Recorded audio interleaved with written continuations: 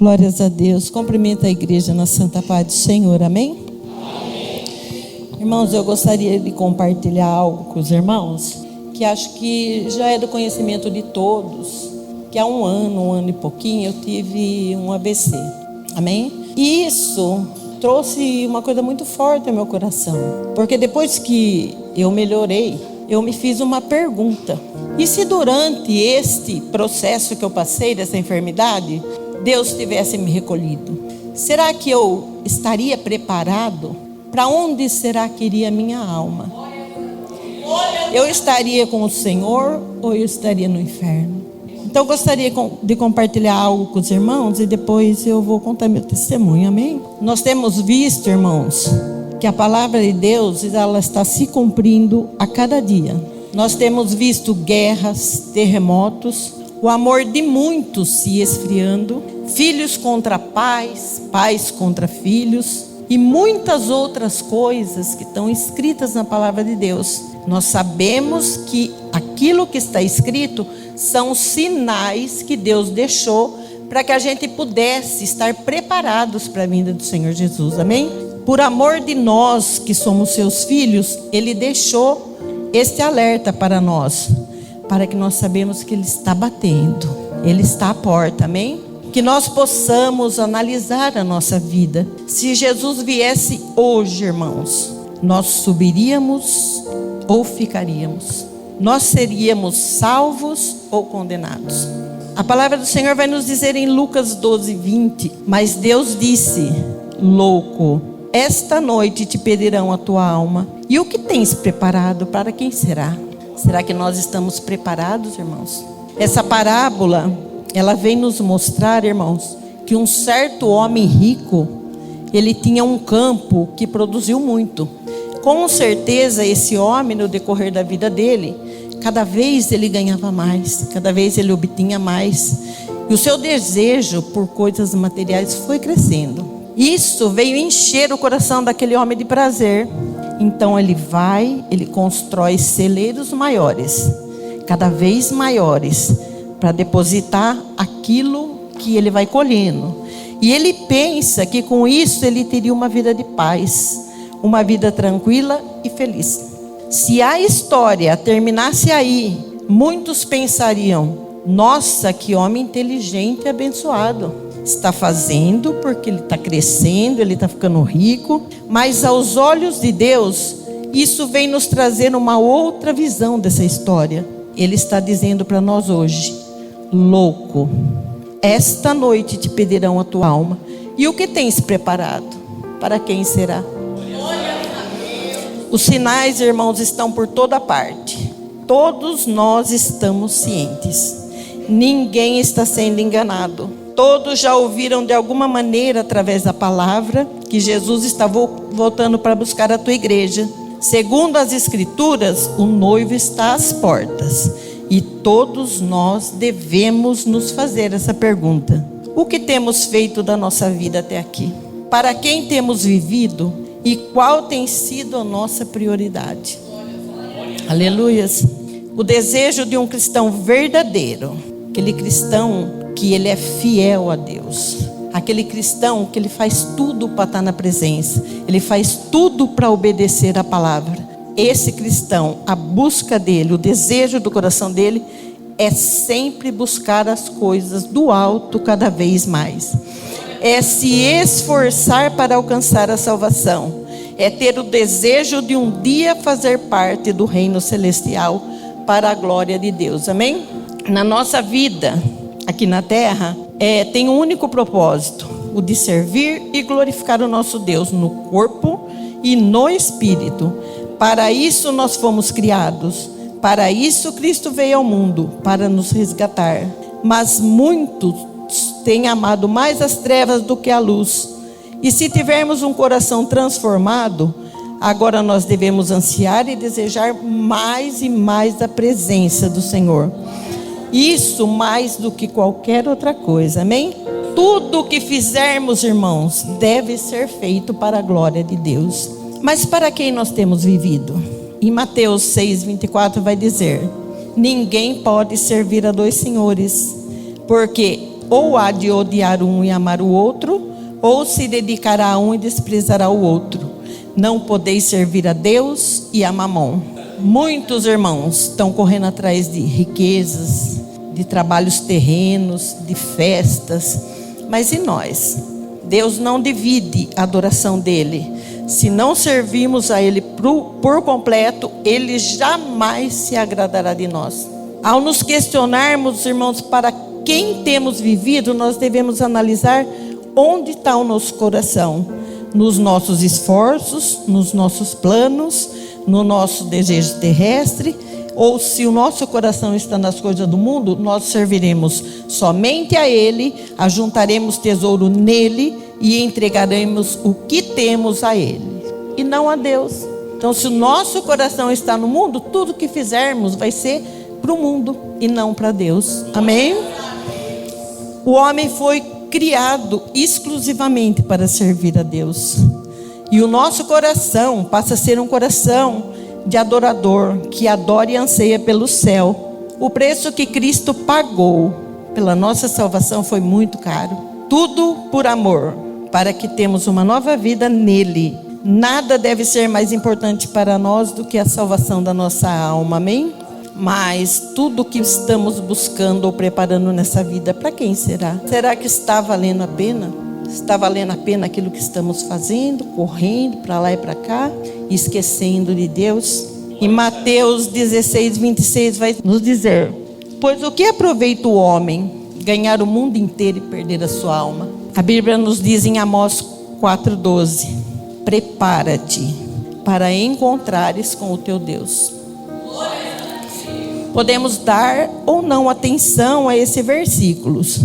Muitos não param para pensar seriamente nessa resposta.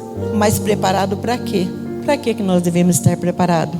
Todos nós um dia partiremos dessa terra, novo ou velho, cedo ou tarde, mas todos, sem exceção, terão um encontro face a face com Deus para sermos julgados. Amém? Quer queiramos ou não, nós vamos estar diante do tribunal de Cristo. Uns para a salvação, mas outros, infelizmente, para a condenação. Normalmente nos preparamos para tudo, irmãos. Quando vamos viajar, para ir numa festa, nos divertir, mas menos para esse dia, que por sinal está mais perto do que imaginamos. Aleluias. Em Gênesis 3,19, a parte B do versículo vai dizer: porquanto és pó, e em pó tornarás. A qualquer momento, nós poderemos ser surpreendidos pela presença traiçoeira da morte. O momento para nos prepararmos para alcançar a nossa salvação é hoje, porque amanhã pode ser muito tarde. A Bíblia diz em 2 Coríntios 6,12, a parte B: eis aqui agora o tempo aceitável. Eis aqui agora o dia da salvação. A palavra está repetindo, eis aqui agora. Então é esse o tempo. Não podemos deixar para amanhã, para daqui a pouco. Então nós temos que estar preparados hoje, amém? Em Hebreus 4,7 nos diz: como diz o Espírito Santo, se ouvirdes hoje a sua voz, não endureçais os vossos corações. A nossa decisão hoje, irmãos, determina o nosso destino amanhã. E o amanhã pode ser muito tarde, ou talvez nunca chegue. Estejamos preparados para nos encontrarmos com nosso Deus. Reconheçamos que só Jesus Cristo pode nos salvar. Façamos isto porque para uns será o grande dia, mas para outros o terrível dia do Senhor. Jesus vem nos dizer em João 6,37: todo que o Pai me dará a mim, e o que vem a mim de maneira nenhuma o lançarei fora. Ao decidirmos servir ao Senhor verdadeiramente, nós jamais seremos lançados fora ou consumidos, como diz Lucas 17, 26 e 27. E como aconteceu nos dias de Noé, assim será também nos dias do Filho do Homem. Comiam, bebiam, casavam, davam-se em casamento, até o dia em que Noé entrou na arca e veio o dilúvio e consumiu a todos. Amém? Glórias a Deus. Irmãos, eu vou compartilhar um testemunho meu, que eu não sei se é do conhecimento de todos, né? Que eu tive um AVC, porque muitos pensam assim: eu vou aproveitar a vida e a hora que eu ver que não tem jeito, eu peço perdão para Deus. Eu já escutei muito isso. Então muitos querem aproveitar o dia de hoje no mundo, mas eu vou provar para os irmãos uma coisa que aconteceu comigo, que isso pode não acontecer. Eu me levantei normal, não tinha nada, fiz o que eu tinha que fazer em casa, peguei o carro e fui para o trabalho. Chegou lá, todos sabem que eu trabalho na Santa Casa. Eu cheguei na Santa Casa, trabalhei, a minha jornada é de 12 horas. E eu saio a meio-dia para almoçar, da meio-dia a 1. Eu trabalhei normal. A minha mente, ela registrou tudo que eu fiz até as 10 horas da manhã. Depois disso, irmãos, eu não lembro nada. Mas Deus, como Ele é rico em misericórdia, eu trabalho num setor onde eu cuido de pacientes, de pessoas doentes. Naquele justo dia, não tinha nenhum paciente internado. Talvez você esteja pensando: mas o que tem no teu paciente? Só que a medicação de um paciente, ela pode matar outro paciente. Então eu, daquele jeito, na situação que eu estava, se eu trocasse uma medicação errada ali, fizesse uma medicação errada, eu poderia matar alguém. Mas Deus não permitiu que tivesse ninguém internado. Eu manuseio um autoclave que a temperatura dele chega a 500 graus. E segundo me contaram, porque eu não lembro, eu manuseei essa máquina, sendo que se eu não tivesse feito um processo certo nesse autoclave, ele poderia ter explodido, posto em risco a vida de outros colegas de serviço, até a minha mesmo. Mas eu fiz tudo direitinho, mesmo sem estar ciente do que eu estava fazendo. Eu fiz tudo certinho. Eu saía meio-dia para almoçar, eu fui até o mercado. Eu fui dirigindo, irmãos, não lembro. Eu fui no mercado, eu comprei umas determinadas coisas, voltei para casa. Nesse meio tempo, eu poderia ter atropelado alguém na estrada, na rua. Eu poderia matado alguém, poderia ter batido, eu poderia assim, porque foi um risco que eu corri, de ir no mercado ainda dirigindo sem saber o que estava acontecendo. Mas Deus, mais uma vez, me levou e me trouxe, amém? Eu cheguei em casa, segundo meu marido, eu almocei, eu não lembro. Eu almocei, voltei a trabalhar, chegou lá na Santa Casa, eu não lembro o que aconteceu, só sei que 5 horas da tarde me acharam lá num determinado lugar e eu estava muito confusa, eu só enxergava metade da imagem, eu não conseguia ver tudo nítido. Aí me acharam, me socorreram, me encaminharam para São Carlos. Eu fiquei na UTI, aí depois fui embora, voltei e chegou lá um médico e falou assim: a área do cérebro dela que sofreu AVC é quase 1/4 do cérebro. Irmãos, eu glorifico a Deus porque eu trabalho num lugar onde tem muita doença. E todos quantos sofrem um AVC, eles ficam com uma sequela. Eles não andam, não falam, muitas vezes não conseguem comer, não conseguem levantar. Mas para a honra e glória do Senhor, eu estou aqui de pé. Amém? E assim, irmãos, eu gostaria de compartilhar isso com os irmãos, que em momento nenhum eu lembrei de Deus, porque muitos pensam na última hora eu vou pedir perdão, mas eu não lembrei. Minha mente apagou de uma maneira que se eu tivesse vindo a óbito, aonde estaria minha alma? Estaria com o Senhor?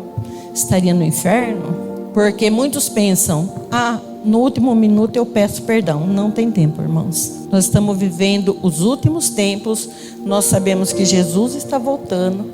Então é tempo da gente se consertar. Amém? E para a honra e glória do Senhor, eu estou aqui dando esse testemunho. Amém? Irmãos, hoje Jesus, Ele é o nosso advogado.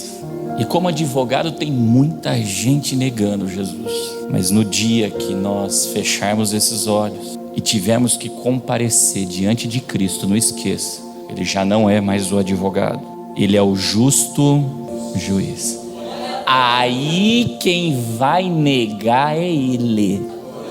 Aí é ele. Como diz as escrituras sagradas, vigiai, porque não sabeis nem o dia e nem a hora.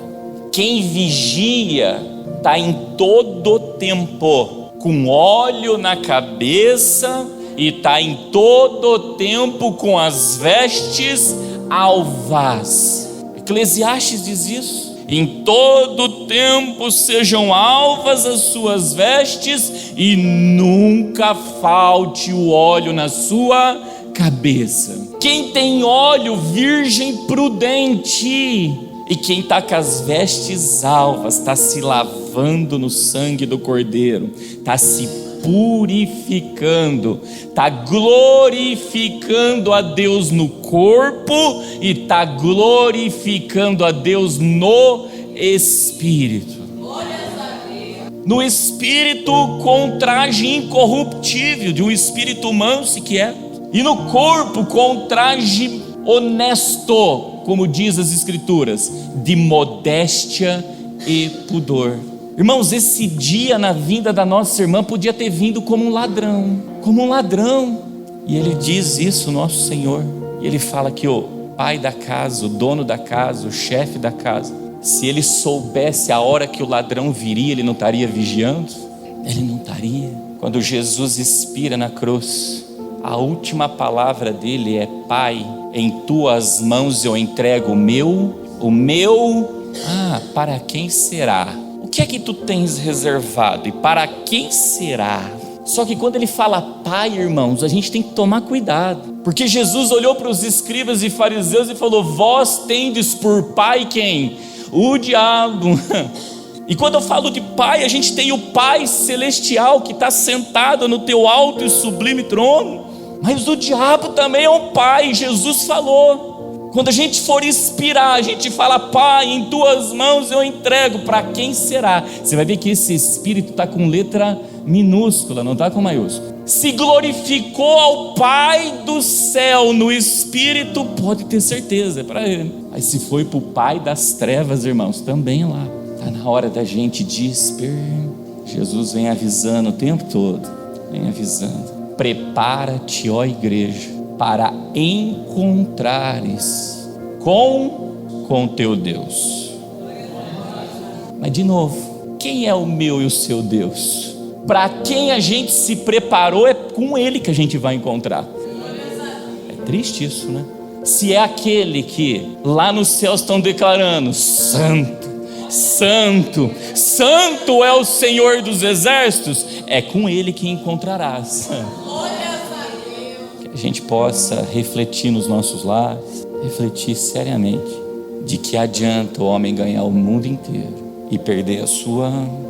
Irmãos, quando eu olho para as escrituras sagradas, eu não tenho medo de errar. A única coisa que Deus diz que é meu, é a alma.